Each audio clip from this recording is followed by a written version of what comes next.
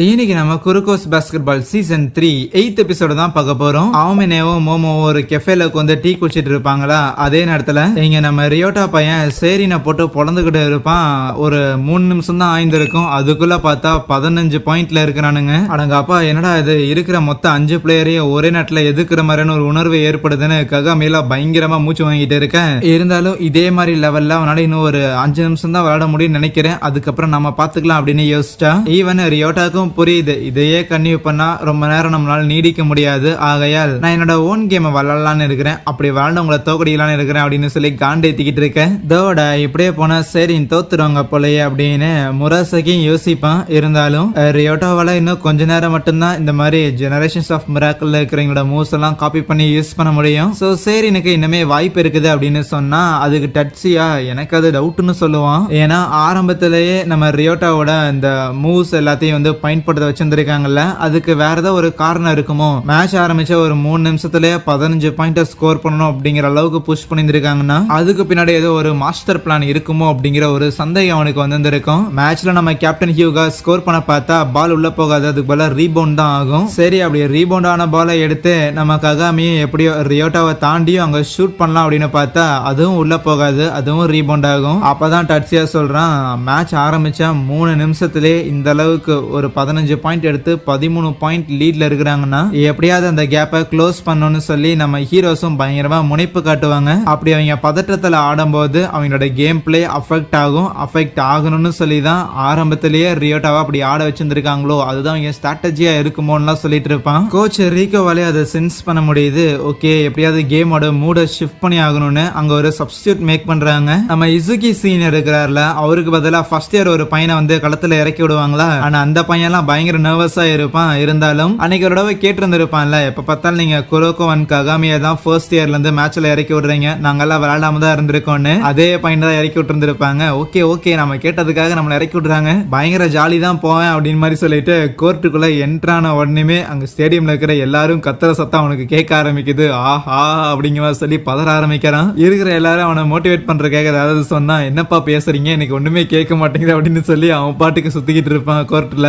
என்ன எங்களை எதிர்க்கிறதுக்காக இப்படி ஒரு மோசமான ஒரு சப்ஸ்டியூட்டை உள்ள இறக்கி விட்டுருந்திருக்காங்க அப்படின்னு கசாமா கூட யோசிப்பான். அந்த பையன் பேரு ஃபுரியாட்டா. சோ அதனால அந்த ஃபுரியாட்டா பாயிண்ட பாலும் வர ஒரு மாதிரி பதட்டத்தோடய அந்த பாலை எடுத்துட்டு போவானா, நம்ம கசாமா ஈஸியாவே அந்த பால் அவன்கிட்ட இருந்து வாங்க. ஆனா அதை வாங்கும் போது அசால்ட்டா குரோக்கு உள்ள போந்து அந்த பாலை தட்டி விட்டுறான். மறுபடியும் ஃபுரியாட்டா கிட்ட பால் இருக்க, மேடம் நம்ம கரெக்டான ஆளுதான் உள்ள இறக்கி இருந்திருக்கமா என்னங்கிற ஒரு கேள்வி மத்த பசங்களுக்கு எல்லாம் இருக்கும். அதுக்கு கோச் ரீகோ அவன் பயங்கரமா பயப்படுறான் தான், ஆனா அவன் பயப்படுறான் அப்படிங்கறத நம்மளோட வெப்பனே அப்படின்னு சொல்லுவாங்க. அந்த ஃபுரியாட்டா ககாமிக்கு பாஸ் பண்ணா, ககாமி ஷூட் பண்ண போனாலும் ஃபுரியாட்டா இல்ல வேணாம் அவசரப்படாதுன்னு சொல்லிட்டு இருப்பானா.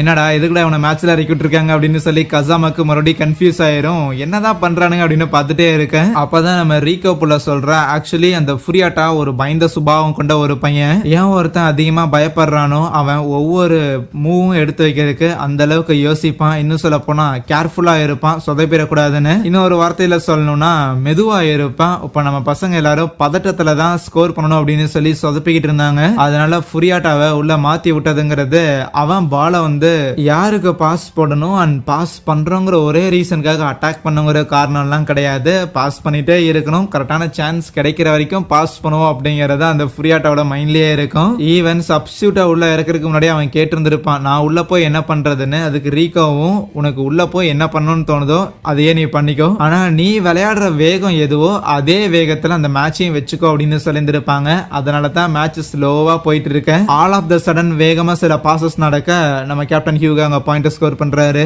அப்படி பாசிங்க்கு மட்டும் கிடையாது, தன்னோட டீம்மேட்ஸை ஃப்ரீயா கோர்ட்டுக்குள்ள மூவ் ஆகிறதுக்காக மற்ற பிளேயர்ஸை பிளாக் பண்றதுக்கும் அவன் உள்ள போறான். தோ அப்படி பிளாக் பண்ணும்போது அவனுக்கு அவ்வளவு பயம் இருந்தாலும் அதை பண்ணதான் செய்யறான். அதை பண்ணணும்னு அவனுக்கு தெரியும். ஒரு நாள் பிராக்டிஸ் எல்லாம் முடிஞ்சதுக்கு அப்புறம் ஜூனியர் பசங்களாம் வந்துட்டு அப்படியே மூஞ்சில அலம்பிட்டு இருக்கும் போது, இன்னுமாடா சீனியர்ஸ் பிராக்டிஸ் பண்றானுங்க, மனுஷனடா அவனுங்க அப்படின்னு பார்த்திருப்பானுங்க. சோ அப்ப இவங்க பேசிட்டு இருக்கிறத நம்ம குரோக்கோவும் ககாமியும் வந்து கவனிக்கும் போதுதான் அதுல ஒரு பையன், எனக்கு என்னமோ நான் இனிமேலும் டீம்ல கன்டினியூ பண்றதுங்கிறது கரெக்டா இருக்காதோன்னு தோணுது. ஏன்னா சீனியர்ஸா இருக்கட்டும், குரோக்கோ அண்ட் ககாமியா இருக்கட்டும், எல்லாருமே நம்ம லீக்ல இருந்து எங்கேயோ இருக்கிறாங்க. எனக்கு பாஸ்கெட் பால் ஆடுறதுங்கிறது பிடிச்சிருக்குதான், இருந்தாலும் இவங்க கூட ஆடுறதுங்கிறது நான் தான் தேவையில்லாம இந்த டீம்ல இருக்கிற மாதிரியான ஒரு உணர்வை ஏற்படுத்துதுன்னு சொல்லக்குள்ள அதுக்கு அந்த ஃபுரியாட்டா பையனும், உனக்கு மட்டுமா எங்களுக்கும் அதே உணர்வு தான், பட் இருந்தாலும் ககாமி அளவுக்கு குரோ குரோக்கோ அளவுக்கு நம்மளால ஆட முடியாதான்னு தெரியல. ஆனா அவங்க கூட ஆடுறதுக்கு வாய்ப்பு இருக்குது அப்படிங்கிற பட்சத்தில் நமக்கு பாஸ்கெட் பால் விளையாடுறதுக்கு விருப்பம் இருக்குங்கிற பட்சத்தில் கடைசி வரைக்கும் கண்டிப்பா இந்த டீம்ல இருக்கிறதுக்கு எனக்கு ஓகே தான் சொல்லியிருந்திருப்பான். அப்படி இவ்வளவு நாள் அந்த ஃபுரியாட்டா டீம்ல பிராக்டிஸ் பண்ணதன் விளைவாக ககாமி எங்கேயோ இருந்து குரோக்கோக்கு ஒரு பாச போட, குரோக்கோ ஃபுரியாட்டா கிட்ட போட, ஃபுரியாட்டோ அங்க பாயிண்டே எடுக்கிறான். ஃபர்ஸ்ட் குவார்டர் முடியுது.